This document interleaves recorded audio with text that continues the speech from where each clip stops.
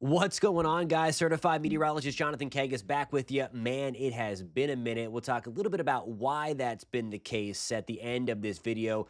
The next several minutes is all going to be about the 2025 hurricane season. I'm first going to show you the verification between our forecast prior to last hurricane season, how that turned out. Then we're going to show you what we think is going to happen, at least where we think the hot spots are going to be for potential land impacts coming up. And then we'll go through the science meteorology behind it. We'll show our work on how we got to that point. If you're interested in that, please stick around. Again, that part is important. So, we're not just highlighting random coasts. If you want to stay updated, of course, on the entirety of the hurricane season and all things weather, you know what to do. Hit that subscribe button and we are going to get at it. Okay. All of these lines on the screen represent the tracks of the 2024 tropical systems that went through the Atlantic basin.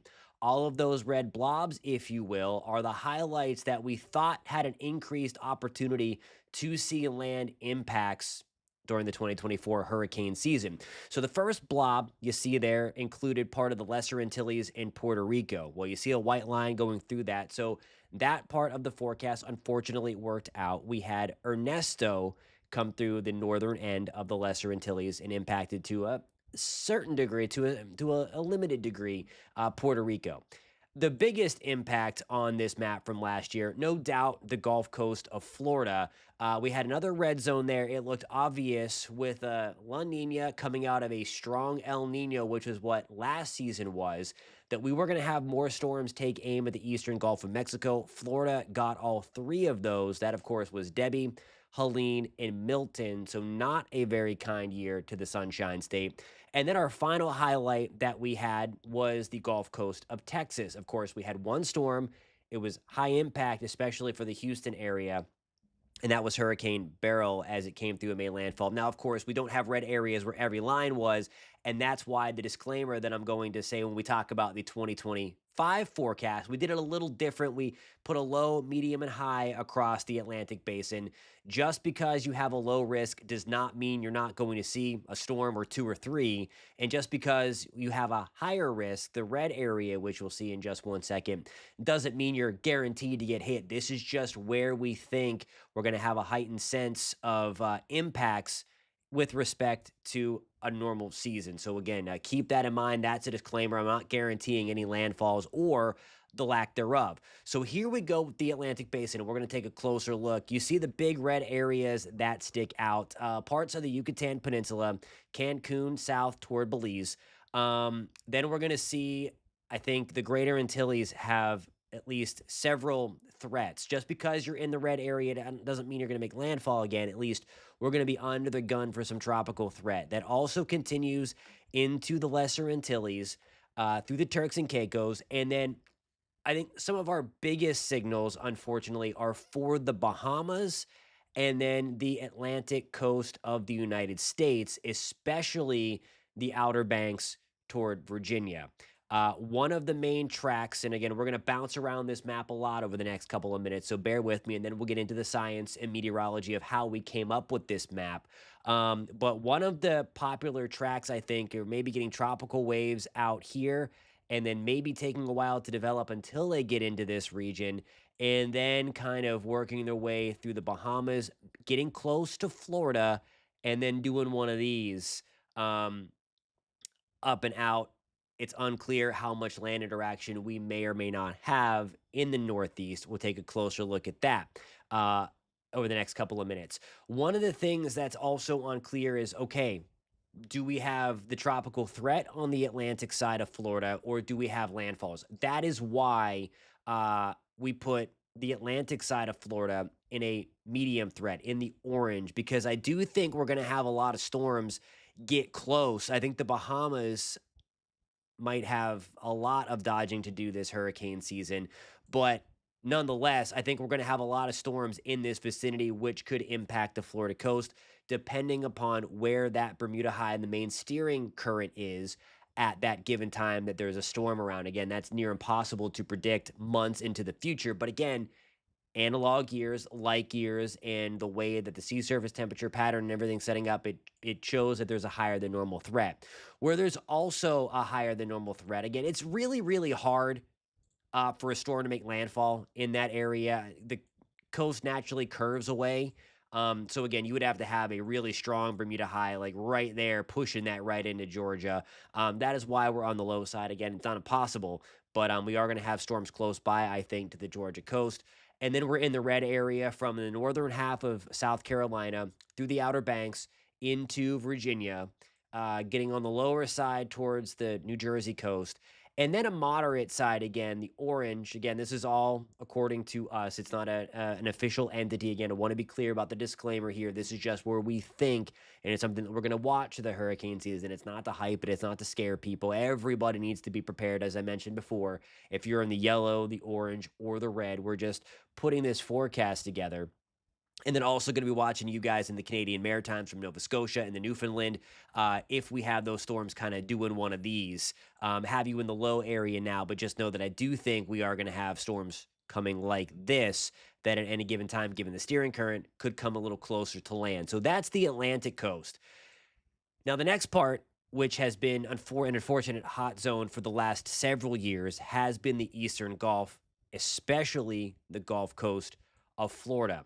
One of the other hot tracks I think is going to materialize are maybe getting some storms in the Western Caribbean to do one of these. And again, tracks are going to be impossible to nail down, something like that.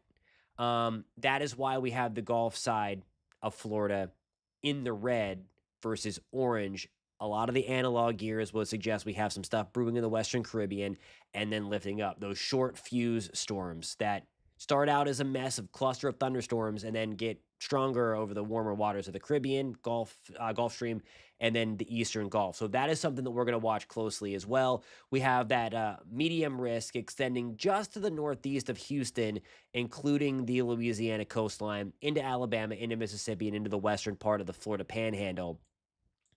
Right now, we have the yellow, the low spot from about Galveston, southwest of Houston, Corpus Christi, Brownsville, and then towards the Bay of Campeche in that general area on the western side of the Yucatan Peninsula. And then as we get towards Honduras, Nicaragua, Belize, we're in that medium threat as well, because I do think we're going to have a breeding ground right here, maybe a couple of times in the year. And again, depending upon the storm, the steering current, it could go that way or it could lift. So again, that's some of the uncertainties that I want to be clear about going forward into the 2025 hurricane season, that we're not just drawing colors everywhere to get people in a tizzy. This is what we think, and I'll show you the science part in just a little bit. So there's the full basin look again. Before we get into the analog years, and the one thing in question is going to be that yellow area right around South Texas and Mexico, and we'll get back to that in just one second. I want to show you the driving forces of this season. No El Nino, no La Nina. We call it La Nada or ENSO neutral because we don't really have a ENSO or El Nino Southern Oscillation. Likely not going to be a huge player, at least the cold phase or the warm phase. You might be on the cool neutral, as we call it. And that has its own kind of flavor to any given hurricane season that we'll touch on. The one of the things we're going to be watching is a very active African monsoon season where the water, where we have the active wave trend. So we'll likely see a lot of tropical waves coming off of Africa this year. And then given the environment, if we have the warm water temperature, lack of dust, some moist, and everybody hates that word, air, then we could see things materialize. And that's why one of the things that we're going to be watching is maybe these kind of naked waves or these ghost waves coming over and then getting into a better environment closer to home. And then unfortunately, given the lack of not having as much kind of notice. So that's something that we're going to be on guard for as well for the 2025 hurricane season. And the water temperatures are a little cooler than 2024 in a lot of spots across the Atlantic. Were warmer than normal, but certainly much cooler than 2024. Some of the pressure pattern that's coming into play, and that's why some of the forecasts that are released in April, even May, are kind of, we're waiting to see how things materialize in that sea surface temperature anomaly department. I'll touch on that in just one second. Before we talk about ENSO neutral, I do want to show you one of the driving forces of where we came up with the forecast. So, with the current sea surface temperature pattern, and that is going to have a lot to do with a warmer main development region, some cooler water just above that main development region, and a really, really juiced Eastern Gulf coming out with this. So the like years or the analog years going to be anywhere from 1971, that's one of them, 1975, 1999, 2000, and 2011. So these are the temperature analogs and for the 2025 hurricane season based on the current sea surface temperature anomaly that we have. There's also a forecast one that I'll show you based on what the forecast is sea surface temperature anomaly wise for the 2025 hurricane season. But you see here, look at the Bahamas, look at the east coast of the United States, especially the mid Atlantic coast. So we have beet red, the gray lines, if you can see them. It's hard to see on this map. This is courtesy of Tropical Tidbits, by the way. You can go on, you can look at this and peruse how it changes with time due to changing ocean conditions.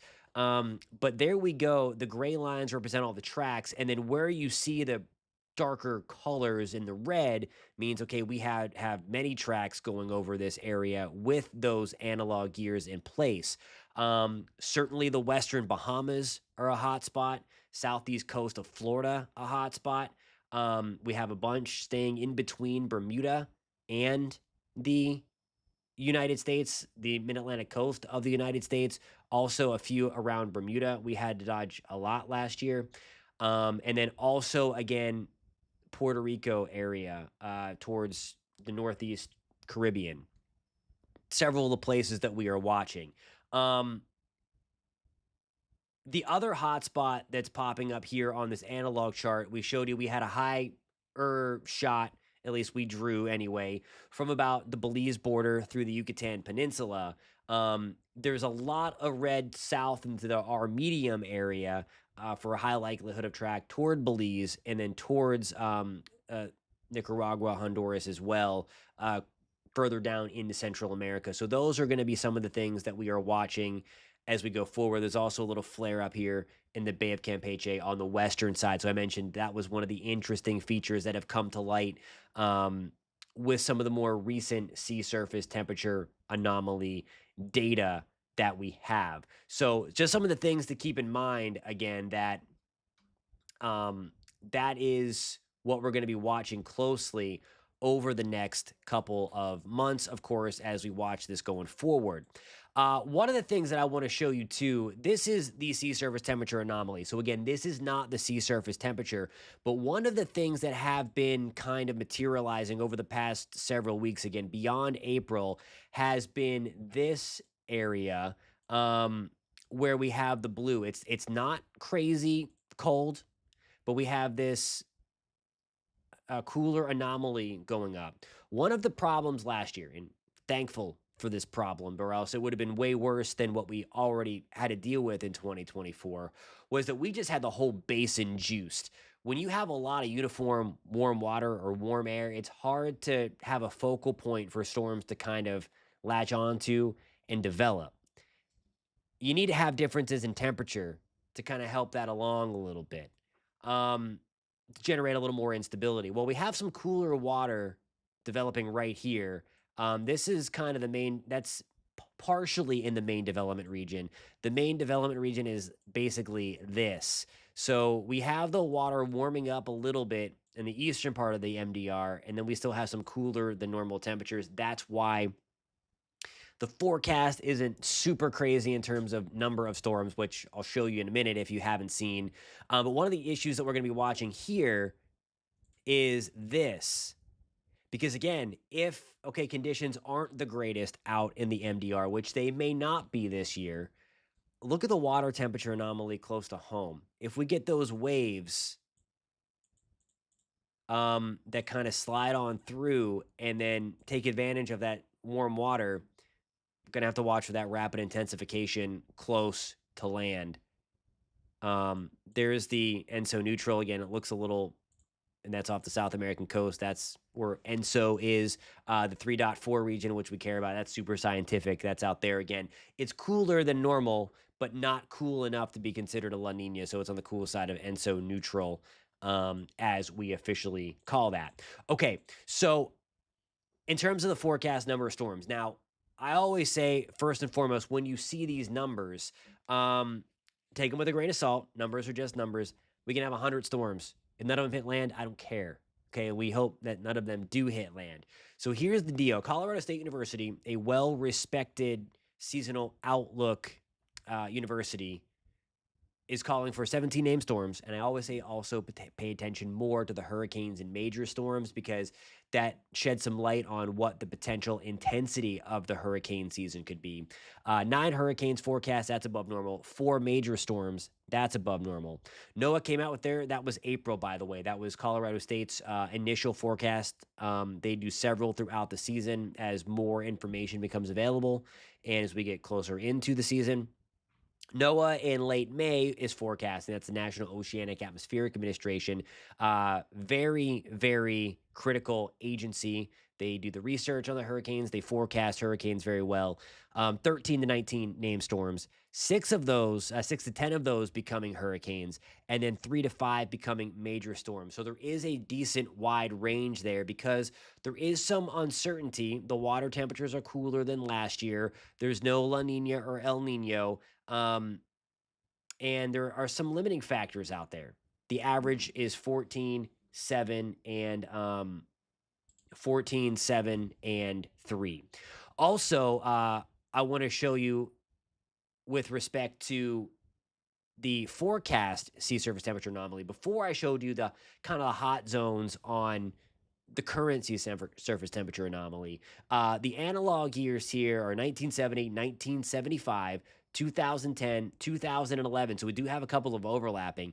And then 2013. 2013 was a quote unquote dud year.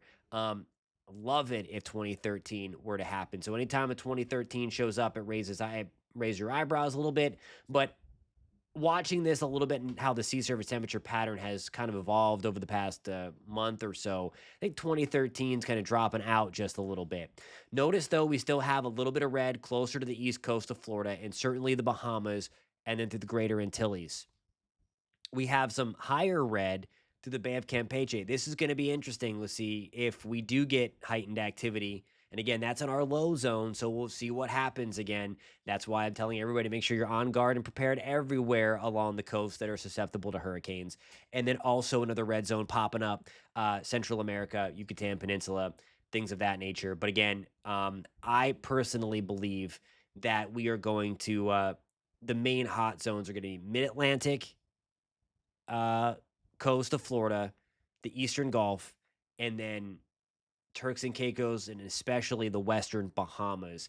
I think that is what some of the clear look has been as we head into hurricane season. So there are the names for the 2025 hurricane season. If your name is on the list, post it in the comments.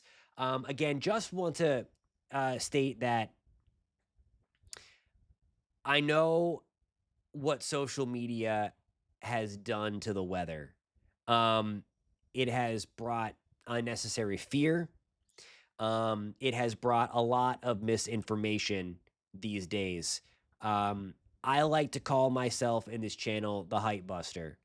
There's a lot of it out there. There's a lot of garbage. So you can call me the garbage man. I'm going to clean things up this year in 2025.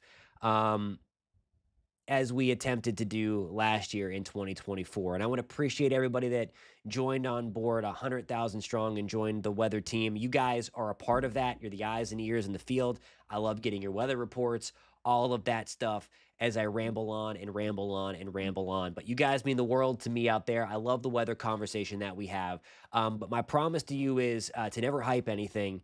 If there's something I see out there, whether it's long range or short range, I'm going to talk about it because it's likely already out there, but I will never talk about anything without sound science and meteorology to back it up.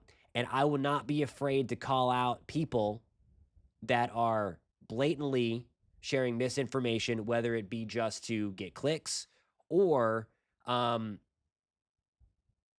believe me, I applaud the weather enthusiasts, but if someone does not know what they're talking about, to call an area out to be on guard, um, is also incorrect. And we can have that conversation with those people as well. But look, this is a stressful time for a lot of people. I love the weather. I aim to talk about the weather and have the weather conversation with everybody with sound science and meteorology. And again, if there's a time to put anyone on alert, we're going to do it, but we're going to do it in a way that's not going to scare people. Okay, that's my promise to you. I hope we grow this channel tenfold to what it is right now.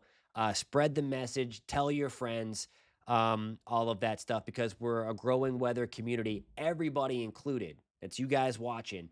And we talk about the weather together, we forecast the weather together, and we're going to get through the 2025 hurricane season together, hopefully watching fish storms together, because man, they are beautiful on satellite when they are not impacting anything. Okay, so I mentioned earlier as I ramble on, we've been working on updates to our live stream capabilities for severe weather purposes and certainly for hurricane forecasting, hurricane tracking, all of that stuff. Hopefully, we don't have to use it, so you'll never see it. But we think the interface is cool. We think some of the technology that we have is cool. So we'll bust it out one of these days, hopefully not too soon. And hopefully we can roll on again with limited land impact in 2025, which would be a great thing following a super high impact season of 2024. Thank you a ton for listening to me ramble. If you found any of that helpful, and I hope you did, please consider subscribing. Please join the team. We'd love to have you on board. We will catch you next time. Be safe in 2025, guys.